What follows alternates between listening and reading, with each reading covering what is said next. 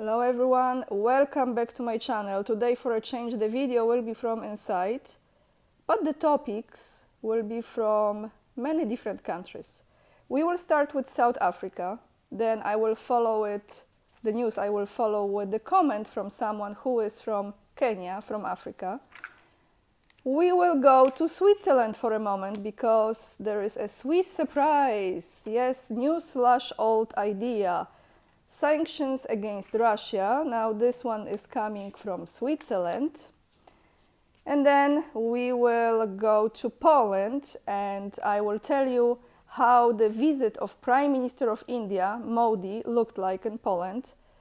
What was said during the press conference from Tusk, our new/old Prime Minister of Poland, Donald Tusk, and Modi, Indian Prime Minister as well. And of course we will address his visit in Ukraine briefly because now I think he still is in Ukraine. For the first time ever, I believe, Indian Prime Minister is in Ukraine. So shall we start with South Africa? Why not? Let's start with South Africa, who has halted a crucial weapons delivery to a NATO nation, that is Poland, raising eyebrows in global defense circles. What is this about? Well, South Africa did not deliver artillery shells to Poland, which was ordered after Russia invaded Ukraine. According to a Polish agency, Rzeczpospolita, that is Soros Money portal, I have to remind you, South Africa fears that their weapons might end up in Ukraine.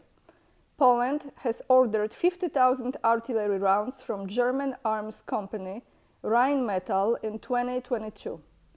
I think I said the name correctly of this company. Rheinmetall, maybe.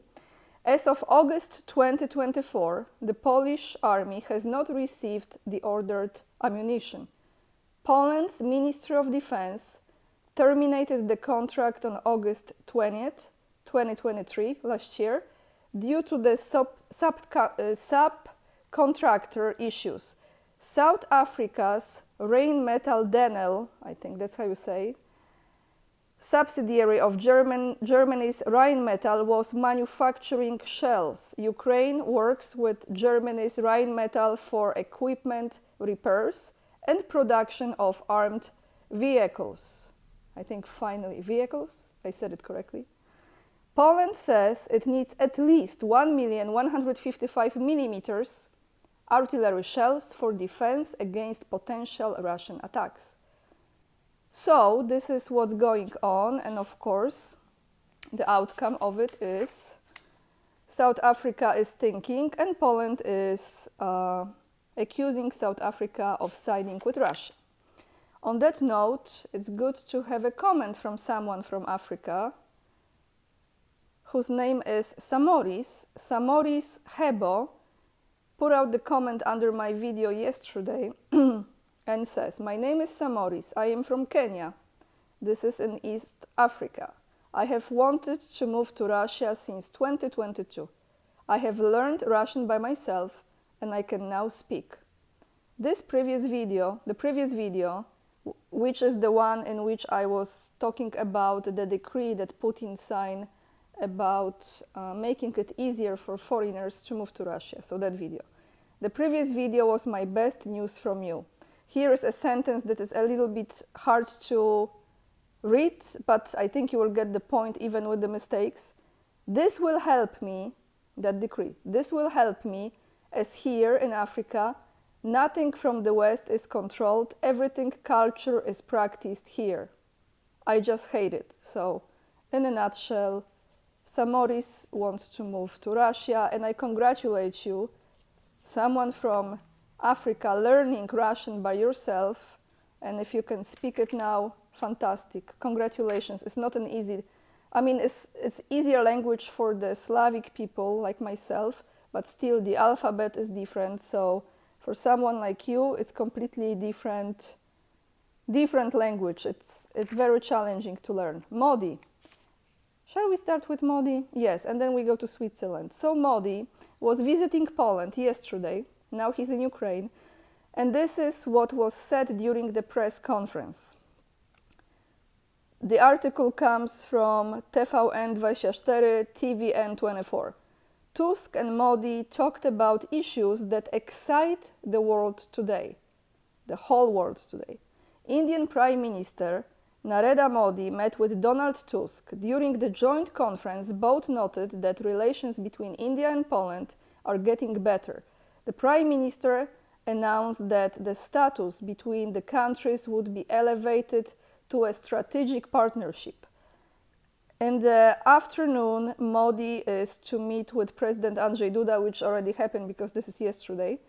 The article was from early morning yesterday, from first part of the day, let's say, from the morning hours.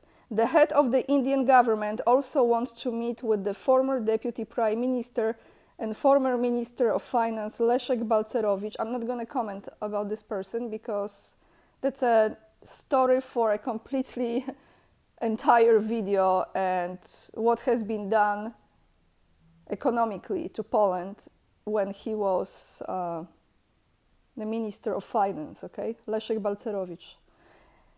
As well as with representatives of IT companies and athletes. This is the first visit by an Indian Prime Minister in 45 years in Poland. During the conference, Donald Tusk pointed out that Poland and India have elevated their relations to the level of strategic partnership. It's not just about words, now quoting Tusk. Behind this lies our determination and readiness to cooperate in many fields. He added that he and the head of the Indian government explained their positions on issues that excite the whole world today. Now, quoting Tusk, I am very pleased that the Prime Minister has confirmed his readiness for a peaceful, just, and quick end to the war. We are both convinced that India can play a very serious and positive role here. That's what Tusk said. He also noted that the declaration takes on special significance due to the fact that the Indian Prime Minister will be visiting Kiev, as he is now there, for several hours. Quoting Tusk again, as for this visit, we are all convinced that it might also have a historic character. We can see an increase in trade. We talked about intensifying our cooperation when it comes to defense industries. We have a lot of things in common, a lot of possibilities for such an authentic synergy here. As Poland, we are ready to participate in the modernization of military equipment, Tusk said.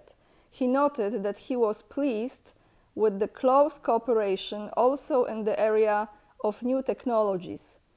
More from Tusk. India is a world leader when it comes to artificial intelligence, the use of these cutting-edge effects of human thought, also in the defense industry. I am glad that we will be able to work closely here.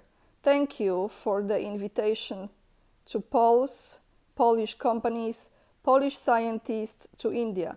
We will certainly take advantage of this invitation. So this is what was said by Tusk. Now, let me tell you what Modi said. Modi said, I am so lucky to come with this visit at the very beginning of my third term in office. The Indian people will never forget the generosity of heart and effort that Poland has shown us in 2022 in helping Indian students who are stuck in Ukraine due to the conflict. Relations between India and Poland are based on common values as democracy and the rule of laws. Today, we have also managed to identify a number of different new initiatives that will take this relationship in a new direction. Our two democratic countries should focus on, hard words, bear with me, inter-parliamentary exchange. I hope I said it correctly. Modi also referred to the conflicts in Ukraine and the entire West Asian region, which raise serious concerns. More from Modi, quoting him, we deeply believe that there is no such conflict that can be resolved on the battlefield. Innocents lose their lives in early crisis, which is a huge challenge for all humanity. This is why we support dialogue and diplomatic efforts to restore peace and stability as soon as possible. So that's what was said in a nutshell. You will have the article down below this video in the description box, so you can read it there. And now TASS reported early morning today, which is August 23rd, that Modi arrived in Ukraine for the first time ever visit by an Indian Prime Minister, and the details of Modi's agenda in Kiev have not been disclosed. According to the Indian TV channel, the visit will last just a few hours, and the Indian Prime Minister is currently staying at the hotel. I believe at this moment, as I'm recording this video, he already probably met with Zelensky, and they have exchanged some, I don't know what they have exchanged, what kind of conversation it was. Probably you can see it in other videos and other reports. And now the last news that I have, guys, for you is about Switzerland. Yes, because this is from August 21st, so 2 days ago. What's new? Well, new/old.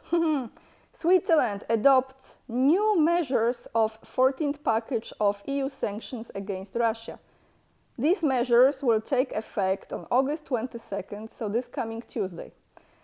Geneva, August 21st, Switzerland has imposed additional measures within the 14th package of anti-Russia sanctions of the European Union, according to a statement released on the website of the country's government, which is the Federal Council.